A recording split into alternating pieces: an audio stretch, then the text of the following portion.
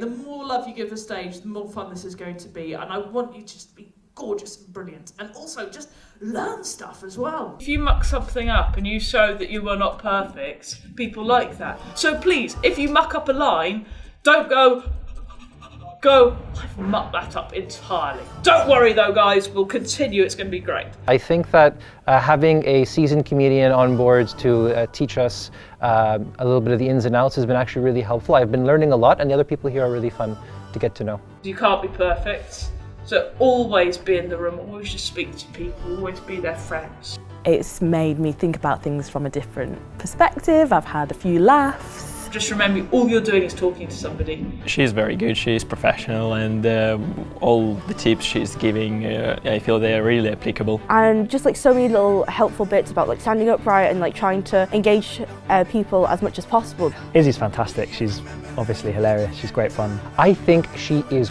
wonderful. She's funny, she's a good communicator, and I'm really enjoying learning from her. Because the only thing that people are interested in when they're sat there looking at you is you. The training with Izzy was so fun, and apart from just being really entertaining, I just have learnt so much. I thought Izzy's training was really, really useful. I feel like she's sort of held our hand through the whole process. Having the follow-up training session was really helpful as well. I would recommend that you use this at one and only time, and that is your first laugh. Have a sip.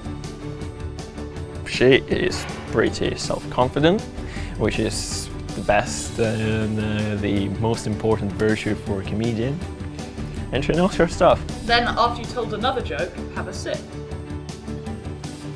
And what happens is the audience, you've psychologically trained to laugh every time you sip.